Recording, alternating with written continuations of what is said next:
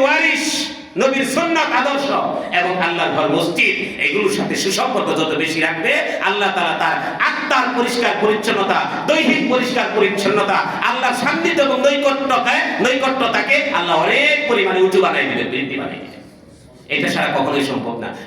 বিশেষ করে একদল বেদাতি, একদল আপনার এই বেনামাজি লোক যারা আছে, যারা নাকি মসজিদকে তারা গুরুত্বই দিবে না, তাদের জন্য আল্লাহ মিরাজের ঘটনা বলতে গিয়া সুবহানাল্লাযী আসরা বিআবদিহি লাইলাম মিনাল মাসজিদিল হারাম ইলাল মাসজিদিল আকসা, মসজিদের কথা উল্লেখ করেছে যে মিরাজ মানে আল্লাহর নৈকট্যতা, আর আল্লাহর নৈকট্যতা লাভ করতে গেলে মসজিদ লাগবেই।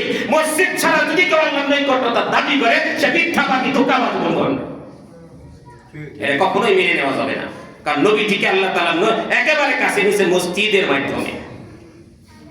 এরপরে হলো কোরআন অবতীর্ণ হওয়ার পরে কেউ যদি কোরআন ছাড়া, আল্লাহর কালাম কোরআনে কারীম, কোরআন শরীফ, কোরআনে মাজিদ, এটা ছাড়াও যদি কেউ দাবি করে, আল্লাহর নৈকট্যতা লাভ করা সম্ভব না। কিছু না কিছু করতেই হবে, পুরাটা পড়তে হবে। এই কারণে আগে বললাম হাফেজ হইতে হবে, এটা শর্ত না, কিন্তু কোরআনে কারীম স্বীকার করতে হবে এবং কিছু না কিছু পড়তে হবে, বিশ্বাস করতে হবে, মুহাব্বত করতে হবে, তাহলে আল্লাহর নৈকট্যতা, আল্লাহর দরবারে যাওয়ার একটা যোগ্যতা তার হবে। এখন যদি অল্প কোরআন অবতীর্ণ হলে যদি আল্লাহর দরবার পর্যন্ত যাওয়া যায়, 30 পারা কোরআন শরীফ যদি কেউ হাসিল করে, অর্জন করে, মুখস্থ করে, পড়ে পড়ায়, তার মর্যাদা আল্লাহর কতটুকু কাছে হতে পারে? আল্লাহ বলে দিয়েছেন সে খলিফা, সে তো আমার খলিফা, সে তো আমার প্রতিনিধি। এই রজব মাস আসলে পরে গুরুত্বপূর্ণ একটি বিষয় মনে হয়, সেটি হলো মেরাজের আলোচনা। যদিও এটি তারিখ নিয়ে কিছুটা মতানৈক্য আছে, বা একবার হয়েছে না একাধিকবার হয়েছে, সেটা রূহানি মানে আত্মাগতভাবে হয়েছে না জিসমানি সশরীরে হয়েছে, এটি নিয়ে কিছুটা মতভেদ থাকলেও কিন্তু মেরাজ হয়েছে এটা সত্য। আহলুস সুন্নাহ ওয়াল জামাআহ তথা সঠিক আকীদাভুক্ত ব্যক্তিদের ঐক্যমতে যদি কেউ মেরাজ অস্বীকার করে, এত সংখ্যক হাদিস দ্বারা এটা প্রমাণিত, এমনকি কোরআনের আয়াত দ্বারাও, এটাকে অস্বীকারী আর মুসলমান থাকে না। সেটার ধরন, সেটার সময়, এটার মধ্যে কিছুটা মতানৈক্য থাকতে পারে। একটি মত অনুযায়ী যেহেতু রজব মাসের কোন এক তারিখে, কোন রওয়ায়াতে 27 তারিখে এই মেরাজ ঘটেছিল, অথবা আরো ভিন্ন মত রয়েছে, যখনই হোক যেহেতু ঘটনাটা ঘটেইছে এবং এটি একটি আশ্চর্যকর বিষয়। নবীজি সাল্লাল্লাহু আলাইহি ওয়াসাল্লামের জীবনে যতগুলো মুজিজা ঘটেছে সবই তো আশ্চর্য। এটা আল্লাহ পাকের পক্ষ থেকে মুজিজা কাকে বলে? যেটা আমার আপনার পক্ষে সম্ভব না, সাধারণ মানুষের পক্ষে সম্ভব না। আল্লাহ পাক তার পেয়ারা হাবিবকে দ্বারা সেগুলো সম্ভব করাইছে। কিছু তো ঘটেছে জন্মের আগে থেকেই, তিনার নামেই, বংশের বর্ধনে। কিছু ঘটেছে জন্মের সময়, কিছু ঘটেছে জন্মের পরে, শৈশব অবস্থায়, কিছু ঘটেছে বড় হয়ে, প্রয়োজনে, অবস্থার পরিপ্রেক্ষিতে। তন্মধ্যে অনেক অসংখ্য বুখারী মুসলিমের রিওয়ায়াত দ্বারা প্রমাণিত, বিশুদ্ধ, দেখতে দেখা যায় আশ্চর্য, কিন্তু রিওয়ায়াত অনেক বিশুদ্ধ। সেই সমস্ত ঘটনার মধ্য থেকে একটি হলো মেরাজ। নবীজি সাল্লাল্লাহু আলাইহি ওয়াসাল্লাম 40 বছর বয়স পর্যন্ত মানুষদেরকে শিরিক মুক্ত করার জন্য অনেক চেষ্টা, হিকমত, কৌশল অবলম্বন করেছে, কিন্তু কোনো ক্রমেই এটার থেকে তারা মুক্ত হয় না। যুবকদেরকে নিয়ে, সাথীদেরকে নিয়ে হেলফুল ফুজুল সংগঠন করেছে। সংগঠন করে লাভ হলো কি? সম্পর্ক বাড়ায়, কিন্তু যার যারটা তাই করে। সম্পর্ক বড় গাঢ় হয়েছে অনেকের সাথে, মিলেমিশে কাজ করে, কিন্তু যার যারটা কাজ সেই করে, ধর্মীয় কাজ। তিনি বলতে লাগলেন, ভাবতে লাগলেন যে যেই উদ্দেশ্যে কাজ করলাম এই উদ্দেশ্য তো হয় না, লাভ কি? এর দ্বারা যদি কিছু আমার ধর্মীয় উপকার হইতো, মিল্লাত ইব্রাহিম ওয়া মা আনা মিনাল মুশরিকিন, শিরক মুক্ত হয়।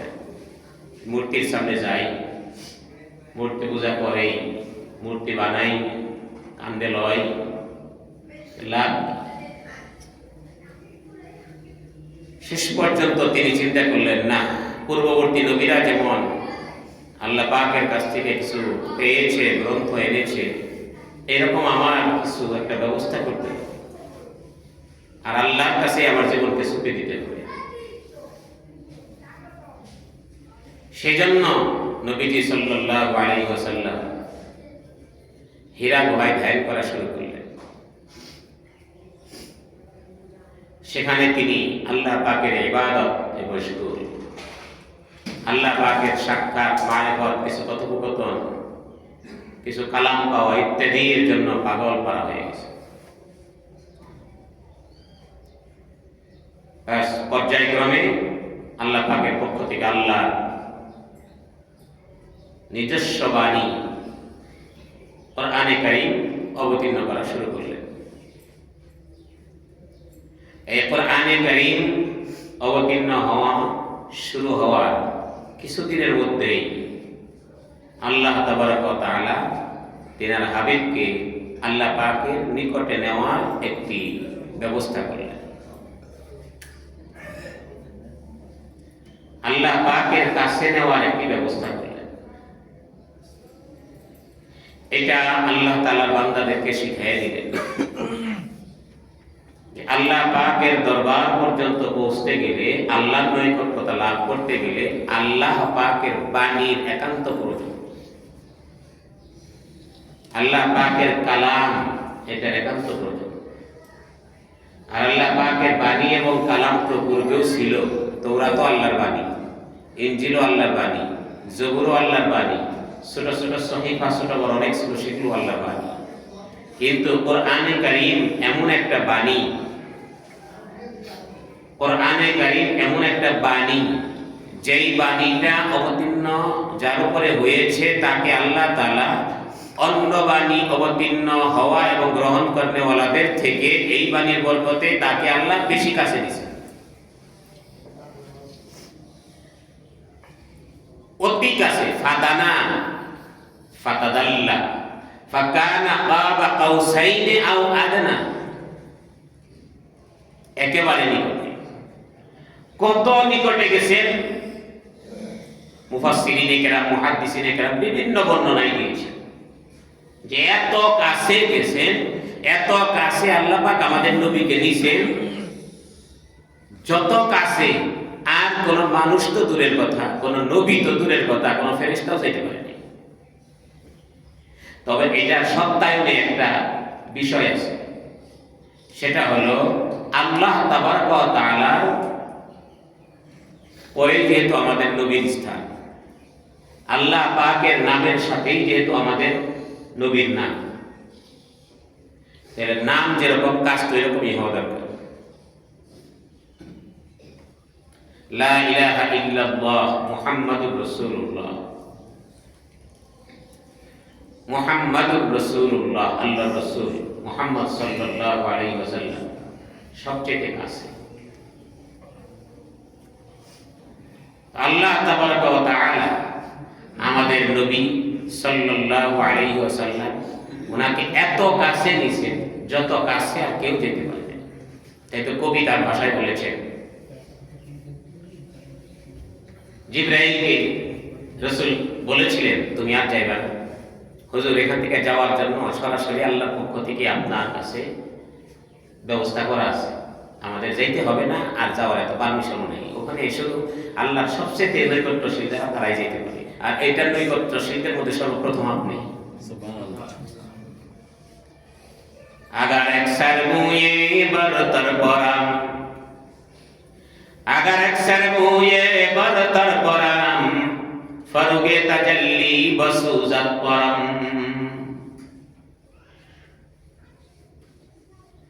এর চেয়ে উপরে আর আমাদের যাওয়ার অধিকার নাই। আপনি যান, আপনার জন্য সব ব্যবস্থা করা আছে। মুফাসসিরিন কেরাম বলেন, আল্লাহ তাবারক ওয়া তাআলা আমাদের নবীকে এত দূর পর্যন্ত এখন নেওয়াইলেন, আর আগেই তো নেওয়াইতে পারতেন, অথবা মৃত্যুর কয়েকদিন আগে নিলে হতে পারতেন। এই সময়টা নির্বাচন করার কারণটা কি? তখন বলা হয় এই সময়টা নির্বাচন করার কারণ হলো এতদিন পর্যন্ত কোরআন অবতীর্ণ হয়নি। আরে কোরআন যার ভিতরে যাবে তার পাওয়ার উপরের দিকে উঠে। এ কোরআন যার ভিতরে ঢুকে তার পাওয়ার উপরের দিকে উঠে। তো নবীজির এতদিন পর্যন্ত কোরআন অবতীর্ণ হন নাই, হোক না বাল্যকাল, হোক না যুবককাল, কিন্তু আল্লাহ যে বাণীটা দিবেন যেটা পাওয়ারফুল, এটা দিছেন কেবলমাত্র কিছু তার ভিতরে যাইতেছে। এখন পর্যন্ত আংশিক, অর্ধেক না, সামান্য পরিমাণ। এইটুকুর বরকতেই আল্লাহ দেখাই দিলেন যে কোরআনের এমন পাওয়ার, কিছু যদি তার ভিতরে থাকে, মূল্যায়ন থাকে, কদর থাকে, যা থাকবে সেটাই যদি পৌঁছানোর দায়িত্ব পালন করে, আল্লাহর প্রতিনিধি হয়ে যায়, আল্লাহর দরবারে যাওয়ার যোগ্যতাটা হয়ে যায়। সুবহানাল্লাহ।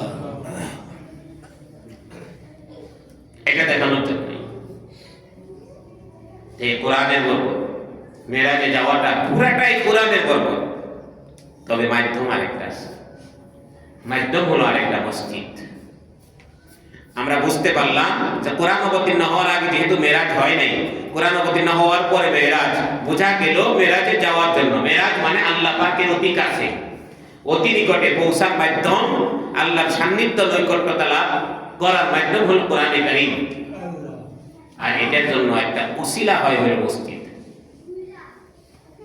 সেই জন্য আল্লাহ তাআলা বলেন, সুবহানাল্লাযী আসরা বিআবদিহি লাইলাম মিনাল মাসজিদিল হারামি ইলাল মাসজিদিল আকসাল্লাযী বারাকনা হাওলাহু লিনুরিয়াহু মিন আয়াতিনা। ওই আল্লাহ তাআলা বড় পবিত্র, মহাপবিত্র, বড় মহান, যিনি নাকি তিনার স্বীয় বান্দাকে, বিআবদিহি, স্বীয় বান্দাকে রাত্রিকালীন ভ্রমণ করিয়েছেন মসজিদে হারাম থেকে মসজিদে আকসায়, মসজিদে হারাম থেকে মসজিদে আকসায়। মেরাজের প্রথম ধাপ মসজিদ টু মসজিদ। মেরাজের প্রথম ধাপ সময় হলো কোরআন অবতীর্ণ হওয়ার শুরু হওয়ার পরে, আর প্রথম ধাপ মসজিদ টু মসজিদ। মানে কি, মানুষ মসজিদে যায় নামাজ পড়ার মূল দায়িত্ব তো পুরুষের, আর পুরুষ তো সে এক জায়গায় থাকতে পারে না, লড়াচড়া করতেই পারে। এই কারণে বাংলায় একটু মিলাইয়া আমরা ব্যাখ্যা করে থাকি। পুরুষের মধ্যে একটা প শব্দ আছে, মহিলার মধ্যে একটা ম শব্দ আছে। তো পুরুষ পর থেকে পর, যেমন পররাষ্ট্রমন্ত্রী মানে দূর দূরান্তে তার কাজ, বহিরাগত কাজ, পর পর বিভিন্ন জায়গায় তার যাতায়াত করা লাগে, বিভিন্ন জায়গায় যাওয়া লাগে, একখানে বসে থেকে পুরুষের হক আদায় হয় না। মহিলা কাকে বলে? মহল মানে একটা ঘর, তাজমহল এর এক দেশের নাম, তাজমহল এর দেশের নাম, একটা ঘরের মতো একটা ঘর, তাজমহল একটা মিনারের মতো, গম্বুজের মতো। মহল একটা বাড়ির নাম দেয়, একটা মহল। মহল মানে হলো একটা স্থান, একটা বাড়ি বা একটা জায়গা। তো সেই জায়গা থেকে মহিলা মানে যার কাজ হলো সবসময় ঘরে থাকবে, ঘর হলো তার আসল কাজ, আর পুরুষের আসল কাজ বাহিরে। ফাতেমা রাদিয়াল্লাহু তাআলা আনহা, আলী রাদিয়াল্লাহু তাআলা দুইজনে মিলে কোয়ালিশন করছে, আমরা দুইজনে একটু মিলাজিলা চলি, তাহলে পরে আমাদের কাজটা সুন্দর সিস্টেম মেনটেন হবে। কেমনে? বলে যে আপনি তো বাহিরে যাতায়াত করেন, পুরুষ মানুষ, বাহিরের কাজগুলো আপনি করবেন, আর আমি তো মহিলা, ভিতরের কাজগুলো আমি। আলী রাদিয়াল্লাহু তাআলা বলে, বাহিরে যদি আমি একা কাম না পারি তুমি যদি ঘরে একা না করো, কয় তাহলে সহযোগিতা। এই দেখছেন, তাহলে সহযোগিতা আসল দায়িত্ব থাকবে আমার ঘরে, আপনার বাহিরে। বাহিরে যদি আপনার লগে সহযোগিতা দরকার পড়ে তাহলে আমি করবো, আবার ঘরে যদি আমার সহযোগিতা দরকার পড়ে তাহলে আপনি করবেন। তাহলে একটা আসল দায়িত্ব আর একটা হলো সহযোগিতা। সেই জন্য সিস্টেম এটাই, পুরুষ মানুষের তাদের কাজ হলো বাহিরে, মহিলাদের কাজ হলো ভিতরে ঘর। যদি ঘরে কোনো কাজ, হাত লড়াইতে হবে, ফ্যান ঘুইরা লাগাইতে হয়, বড় কাজ, মহিলার কষ্ট হয়, পুরুষ করবে। আবার বাহিরে পুরুষ অফিসে যাইতেছে, সকালে ডিউটি একটু বাইরে গেছে, কাজের চাপ বেশি, একটু বাজার করতে হয়, শরীর পর্দা রক্ষা করে, ঠিক আছে আজকে বিকেলে বাজারটা আমি করে নিয়ে আসবো, দুই একদিন প্রয়োজনে। না, পুরো পুরুষের দায়িত্ব আমি দিলাম, মহিলার দায়িত্ব আমি আমার পুরুষকে দিয়ে দিলাম। এটা কোন সিস্টেম? হ্যাঁ, একজনের পুরুষ নাই, সে তার দায়িত্ব সে নিজে পালন করতে, এটা জরুরত। স্বাভাবিক কাজ কোনটা সেটা তো মিল রাখতে হবে। প্রত্যেকের কাজ যেটা যার দায়িত্বে, যেটা তার জিম্মাদারি। যেমন একটা কথা মনে করেন, হাদিসের মধ্যে ডাইরেক্ট আসছে, পুরুষ মহিলার পোশাক পরতে পারবে না, মহিলা পুরুষের পোশাক না শুধু মানে তার বেশ ধারণ করতে পারবে না, এটা নিষেধ, হারাম নাই। কোন মহিলা যদি পুরুষের রূপ ধারণ করে এটা হারাম, কোন মহিলা যদি পুরুষের রূপ ধারণ করে এটা হারাম। রূপ ধারণ করতে কি হয়, মহিলার দাড়ি দেয়, দাড়ি কিনে এনে লাগায়, তাহলে এটা হচ্ছে পুরুষের রূপ ধারণ করলো। আর পুরুষের মাথার চুল কাদের চেটে নিচে রাখতে নিষেধ করছে। কারণ যদি হে যদি মহিলার মধ্যে চুল রাখে নানান খোরামি যুক্তি দিয়া, এটা নিষেধ। তারপরে গিয়া মহিলাদের জন্য আছে, তাদের সাজসজ্জা থাকবে হলো আপনার কালার হতে পারে, সমস্যা নেই। আবার মাহরাম বা মহিলা তারা দেখবে, স্বামী দেখবে, সেজন্য সাজসজ্জা, মেহেদি, তারপরে গিয়া যেগুলোতে ওযু কোনো ব্যাঘাত না ঘটে এগুলো ব্যবহার করবে, সমস্যা নেই। এখন যদি পুরুষও তাই করা শুরু করে দেয়, হাতে মেহেদি লাগায়, শরীরে নানান ধরনের ডিজাইন করে, এটা হারাম, কবিরা গুনাহ, এটা ডাইরেক্ট নিষেধ। লাআনাল্লাহুল মুশাব্বিহাত ওয়াল মুশাব্বিহিন, যে সমস্ত নারীরা পুরুষের রূপ ধারণ করে, পুরুষ নারীদের রূপ ধারণ করে, আল্লাহ রাসূল বলেন আল্লাহ তাদের উপরে লানত করেছেন। অলংকার ব্যবহার করা এটা নারীদের জন্য, কানে হোক, নাকে হোক, গলায় হোক, জরুরি টানা জায়েজ, এটা নারীদের জন্য জায়েজ। পুরুষ মায় বা দাদিরা হয়তো মানসি করছিল যে ছেলেটা যদি বাইসে থাকে তাহলে কান ছিদ্র করে দিন, দিছে কান ছিদ্র করে মহিলা বানায়, এরকম দেখা যায়, যদিও কম কিন্তু দেখা তো যায়। এটা টাকা পয়সা হইছে, গলার মধ্যে সেল লাগাই দিছে স্বর্ণের বারুকা, হাতের মধ্যে চুরি করে, মুসলমানের সন্তান আবার এগুলো।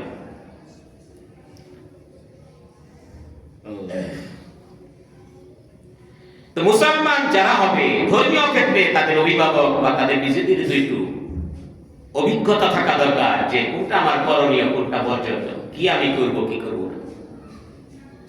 পুরুষের জন্য কিছু কাজ আলাদা, মহিলাদের জন্য কিছু কাজ আলাদা। আল্লাহ কুদরতি ভাবেও কিছু আলাদা করে দিয়েছে, তেমনি ভাবে বিধানের ক্ষেত্রেও কিছু আলাদা করে দিয়েছে, সেগুলো আমাদের মানতে হবে। ঠিক তেমনি ভাবে পোশাকের ক্ষেত্রেও তাই। আমি মাঝে মাঝে বলে থাকি, আল্লাহ তো মহিলাদেরকে দাড়ি এমনি দেয় নেই, দাড়ি উদয় নেই, মুসু দেয় নেই, তো দাড়ি নেই দেখে রাখে না, আল্লাহ আমাদের দিয়েছে, দিয়ে আবার রাখার কথা কইছে, তাহলে কেন আমি রাখবো? তাহলে তো এটাও একটা মহিলাদের সাদৃশ্য হলো, রাগ করে না বেজার যুক্তি দিয়ে চিন্তা করে। একটা হলো আল্লাহ পাক যদি নবীর মাধ্যমে যদি নিষেধ করে সেটা ভিন্ন কথা, যেমন মুস, হাদিসের মধ্যে আসছে তোমরা মুসকে খাটো করো, যত পারো তত খাটো করো, সমস্যা নেই। তবে কেচি দিয়া বেশি খাটো করছে এটার প্রমাণ পাওয়া যায়, তাই একেবারে চাচাকে নিয়ম বানানো এটাকে অনেকে বেদাত বলেছে, মাকরু বলেছে। খুর দিয়া চাচার কথা মুছে নাই, কেচি দিয়া কেটে একবারে খাটো করার কথা আছে। আর দাড়ি লম্বা করার কথা আছে, কাটার কথা নাই, রাখার কথা। এবং আম্বিয়া কেরাম, সাহাবায়ে কেরাম এদেরকে দাড়ি রাখার কথা আছে, রাখার প্রমাণ পাওয়া যায়। আর বিধর্মীরা রাখুক না রাখুক, করুক আর না করুক, সেটা আমার দেখার বিষয় না। মুসলমানদের কালচার তো সব নৈতিক কথা তো আর সবকিছু নাই, কিন্তু নবীরা যে দাড়ি রাখতেন প্রমাণ তো পাওয়া যায়। মুসা আলাইহিস সালাতু ওয়াস সালাম গেছেন তৌরাত কিতাব আনতে উম্মতের দায়িত্ব দিয়ে গেছেন হযরত হারুন আলাইহিস সালামকে, ভাইজানকে। হারুন আলাইহিস সালাম তিনি উম্মতের দায়িত্ব পালন করতেছেন। এই মুহূর্তে তারা তার কমান্ড না মেনে, কারণ হারুন আলাইহিস সালাম একটু সুতাশান্ত ছিলেন, কমান্ড না মেনে তার বাছুরের পূজা শুরু করে দিয়েছে যে তোমাকে খোদায় মুসার খোদা মুসারে বাদ দিয়ে আমাদের কাছে আসছে, মুসা একা বইলে রয়েছে কাজ হইল না, নানান কথা বইলা তার বাছুরের পূজা শুরু করছে, যেটার কাহিনী আলাদা, সত্য কাহিনী। মুসা আলাইহিস সালাম তৌরাত পাইছে, মাথায় করে একটা তখতার মধ্যে বিশাল করে তৌরাত লিখে আল্লাহ তাআলা দিয়েছে, মাথায় করে আইনা দেখে কাহিনী সব রাস্তা থেকে দেখতেছে, কেউ ওইদিকে মুক্তি করে, কেউ ওইদিকে মুক্তি করে। কি হয়েছে ভাই এরকম ঘটনা খেয়ে কয়েক করে না, সব তো বাছুরের পূজা শুরু করে দিয়েছে। এই যে জিজ্ঞেস করছে হারুন আলাইহিস সালামকে, কি ব্যাপার এরকম কাহিনী কে? এগুলো শুরু করছে যে ওয়াই কই রাগ তক্তাটা ফালাই দিয়েছে যে এখন ভেঙে গেছে রাগের চোটে, তৌরাত লেখা তক্তা এক জায়গায় ভেঙে গেছে। এরপরে তিনি মুসা আলাইহিস সালাম রাগ হয়ে আপনাদের দায়িত্ব দিছিলেন, এদিকে আসেন, এর নাম দায়িত্ব। হারুন আলাইহিস সালাম বলতেছে যেটা ডাইরেক্ট আল্লাহ কোরআনের মধ্যে নকল করেছেন, ইয়া ইবনা উখতি